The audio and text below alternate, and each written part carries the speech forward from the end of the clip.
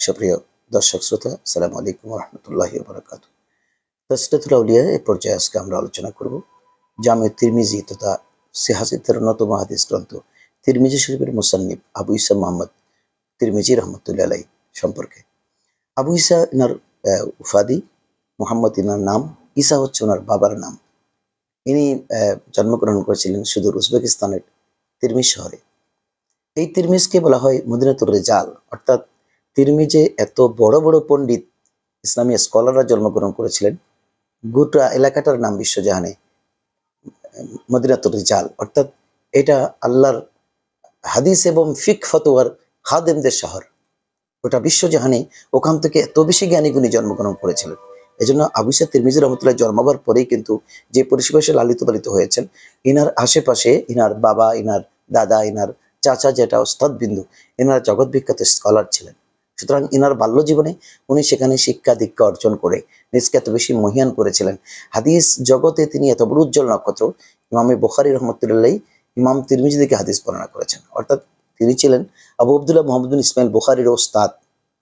একটু চিন্তা করে দেখুন যে ওনার জামি তিরমিজি সিহাসিত্তার অন্যতম হাদিস গ্রন্থ। ইনি ইমাম বুখারীর ওস্তাদ ছিলেন। ইমাম আবু ইসা তিরমিজি রহমতুল্লাহ তিরমিজি জন্মগ্রহণ করেন এবং তিরমিজি ওনার মাজারে পাক রয়েছে। আমি যখন উজবেক সফর করেছিলাম, আমাদের সময় স্বল্পতার কারণে আমরা তিরমিজ যেতে পারিনি, কিন্তু সেখানে সমরকন্দ থেকে প্রায় 24 ঘন্টার রাস্তা তিরমিজ, অত দূরে। এবং আসমাউল, এই যে এটা আফগানিস্তানের বর্ডার অবস্থিত, ওখান থেকে আফগানিস্তানে পার হওয়া যায়।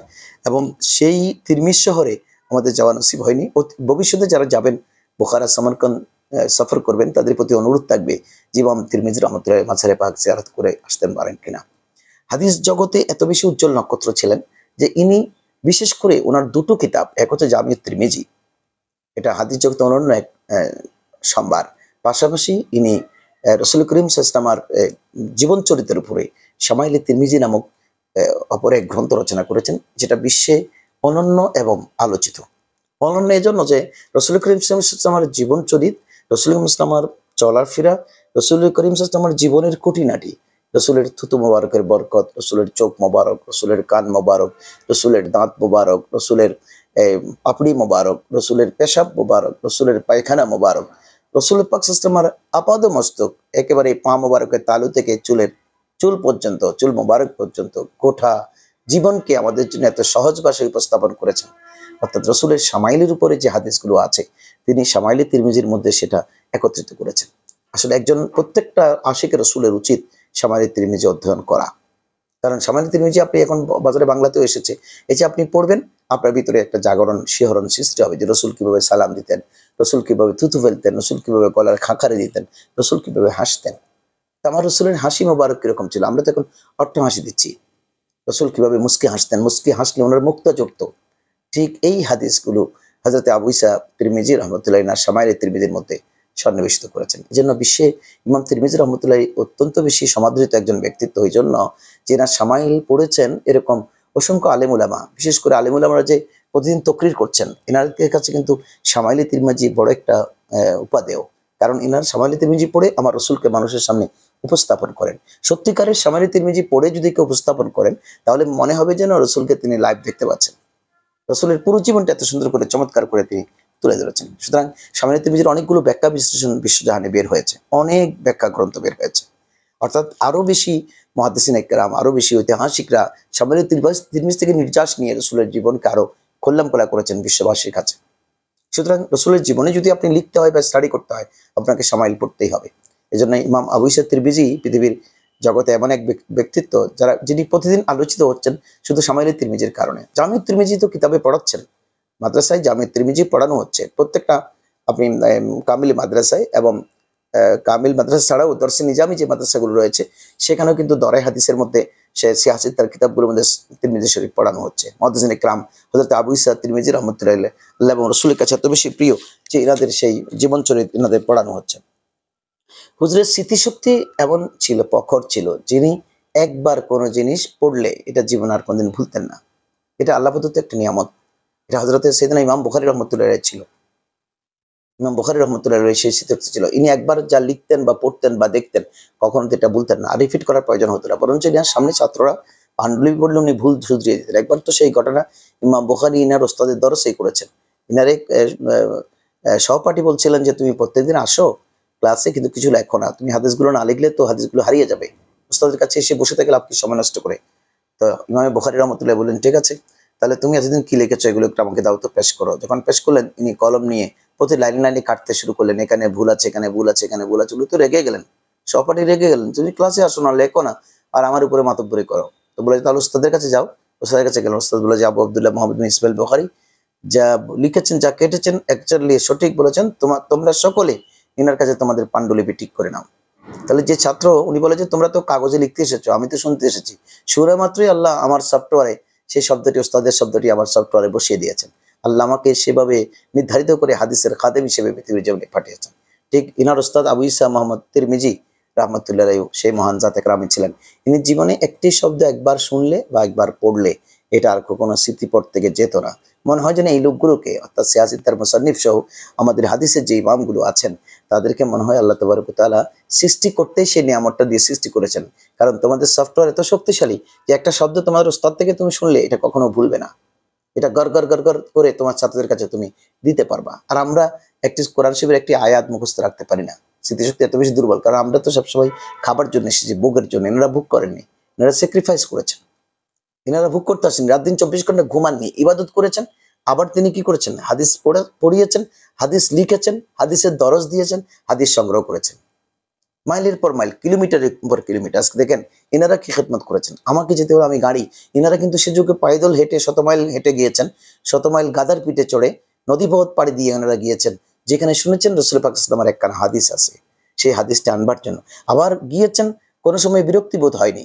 দেখেছেন ক্রাইটেরিয়াতে হাদিসটা, ইনার যে ক্রাইটেরিয়া ছিল, নেবার ক্রাইটেরিয়া, এটাতে হাদিসটা পড়ছে না। ইনি দিব্যি চলে এসেছেন, কোনো গোস্বা হননি। ঠিক আছে, কোনো অসুবিধা নেই, আমি তো এসেছি ইবাদত নিয়ে। আপনি কদম বকদম যতক্ষণ পর্যন্ত জায়গায় যাবেন, ততক্ষণ আপনার জন্য কি হবে, ইবাদত হবে। আবার আসবেন, সেটাও ইবাদত। সেই পথে মারা গেলে আপনি কিন্তু শহীদ। সেই দৃষ্টিকোণ ইনারা গ্রহণ করতেন, এবং সেভাবে তেনাদের কর্মজীবন তিনি গড়েছিলেন। কর্মজীবন কি ছিল? এনাদের কর্মজীবন ছিল আল্লাহ রাসূলের হাদিস পড়ানো। আমাদের কর্মজীবন কি? আমরা আগে চাকরি খুঁজি, আমরা তারপরে চাকরি খোঁজার পরে ব্যবসা খুঁজি, কিভাবে বড়লোক হবো। আমাদের একটা টার্গেট থাকে, টার্গেট ফুলফিল করি।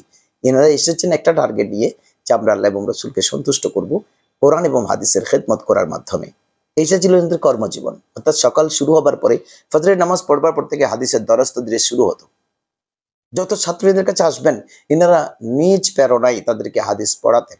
হাদিস নিয়ে কোনো বখালাজি করতেন না, এবং যেখানে যেতে হবে হাদিস জন্য সেখানে চলে যেতেন। আজকে যে পৃথিবীর জমিনে হাদিস একটা অনবদ্য বিজ্ঞান, এটা আমাদের মুহাদ্দিসিনে কেরামের অবদান।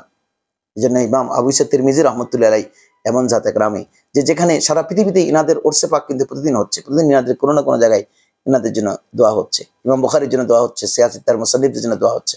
ইমাম আবু ইসা তিরমিজি রহমতুল্লাহ তাদের মধ্যে অন্যতম। তো ইনি সবসময়, এই যে বললাম, জামি তিরমিজি লিখেছেন, শামাইল লিখেছেন, ছাত্রদেরকে পড়িয়েছেন। অনবদ্য জীবন রচনা করে তিনি পৃথিবীর জমিন থেকে পর্দা করে সে তিরমিজ শহরে শুয়ে আছেন। তিরমিজ এমন এক শহর যে ইনার কারণে এটা উর্বর ভূমি। তিরমিজ উর্বর ভূমি। তিরমিজ হচ্ছে ব্যবসা বাণিজ্য, ফল ফলাদি, খেজুর, আঙ্গুর। আমি দেখেছি বুখারাতে, সমরকন্দে দেখেছি যে আল্লাহ তাবারক ওয়া তাআলা মুহাদ্দিসিনে কেরাম রাসূলকে কি নিয়ামত দিয়েছেন। ইমাম বুখারীর মাজারে পাকের চতুর্পাশ ঘেঁষে সব ফলের বাগান। হযরত বাহাউদ্দিন নকশবন্দির মাজার কমপ্লেক্স পুরোটাই হচ্ছে আঙ্গুরে ভরা একটি ফলের বাগান। ঠিক তিরমিজ শহরে এমন নিয়ামত আল্লাহ দিয়েছেন। এখানে দেখেন ইমাম তিরমিজি রহমতুল্লাহ উসিলায়, এত বড় বড় বুজুর্গদের উসিলায় খনিজ পদার্থ, ইনাদের তাম্র শিল্প, তৈল, অপরিশোধিত তৈল এবং স্বর্ণ, এগুলোতে কিন্তু দেশটি ভরা। এবং মানুষগুলো ইনাদের চরিত্রের উপরে, মানুষগুলোর উপর ইনাদের চরিত্র এত বেশি প্রভাবিত করেছেন যে মিথ্যা কি জিনিস ওনারা জানে না। এখনো জ্ঞানী বিজ্ঞানের সেই পুরুধা, এখনো ছাত্র সমাজ ওখান থেকে জ্ঞান আহরণ করছে। এক সময় সেই মদিনাতুর রিজাল, এত বড় বড় হাস্তিরা জন্মগ্রহণ করেছেন, তাদের প্রতি কিন্তু তারা কদরদারি করেছেন, তাদের মাঝারি পাককে সুরম্য করেছেন, এবং মর্মম পাথর দিয়ে তাদের মাজারগুলো সাজিয়ে দিয়েছেন রাষ্ট্রের পক্ষ থেকে। আজকে দেখেন, অনবদ্য অবদান রেখে আমাদের কাছ থেকে যারা বিদায় নিয়েছেন, আমরা এনাদের মাজার ভাঙছি কোনো কারণ ছাড়াই, যে কোনো মাজার থাকতে পারবে না। তাহলে ইমাম তিরমিজি, তোমরা যে তিরমিজি শরীফ পড়াও তোমাদের মাদ্রাসায়, সেই ইমাম তিরমিজির মাজার আছে কিনা? অর্থাৎ ইমাম বুখারী রহমতুল্লাহ মাজার আছে কিনা? ইমাম বুখারী রহমতুল্লাহ মাজার তো শুধু মাজার না, এটা তো পৃথিবীর ঐতিহ্যবাহী একটি প্রত্নতাত্ত্বিক শিল্পকর্ম। এটা দেখলে যে কোনো পর্যটকের মন বিগলিত হয় এবং মন জুড়িয়ে যায়। এত সুন্দর করে এখানকার বাদশাহ রাষ্ট্রীয় পক্ষ থেকে সেটা করে দিয়েছেন। কেন? ইনারা ওখানকার কীর্তিমান পুরুষ। আজকে দেখেন কীর্তিমান পুরুষগুলো যে দেশে জন্মায় ওরা সারা পৃথিবীকে আলোকিত করে। আল্লাহ তাবারক তাআলা হযরত ইমাম তিরমিজি রাহমাতুল্লাহ সেই জীবনের মহান নিয়ামত আমাদেরকে নসিব করুন। বিশেষ করে ইনি যে হাদিসের খেদমত করে রেখে গিয়েছেন, বিশেষ করে শামাইলে তিরমিজি শরীফ, ওটা যেন আমরা নিয়মিত পড়ি। বাজারে বাংলা আছে, ওটা নিয়ে যদি আমরা নিয়মিত পড়ি তাহলে একদিকে আমরা উপকৃত হব, ইমাম তিরমিজি রাহমাতুল্লাহ সওয়াব পাবেন, রাসূল পাক সাল্লাল্লাহু আলাইহি ওয়াসাল্লামের হাদিস জীবন চর্চা বাড়বে, মানুষের মধ্যে রাসূলের প্রেমের প্রেরণা আসবে। এনাদের টার্গেট ছিল সেটা। উনি চাইলে তো শামাইলে তিরমিজি নাও লিখতে পারতেন। আবার রাসূলের সেই শান সম্পর্কিত হাদিসগুলো এক জায়গায় একত্রিত করে ইনি প্রমাণ করেছেন যে আমি আবু ঈসা তিরমিজি কত বড় আশিক রাসূল, এটা তিনি প্রমাণ করে দিয়েছেন। আসলে পৃথিবীর এই অনবদ্য আশিক রাসূলের সেই রচনা বলে আমাদেরকে পড়বার তৌফিক দিক।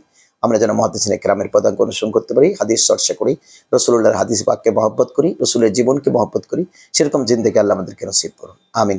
আসসালামু আলাইকুম ওয়া রাহমাতুল্লাহি।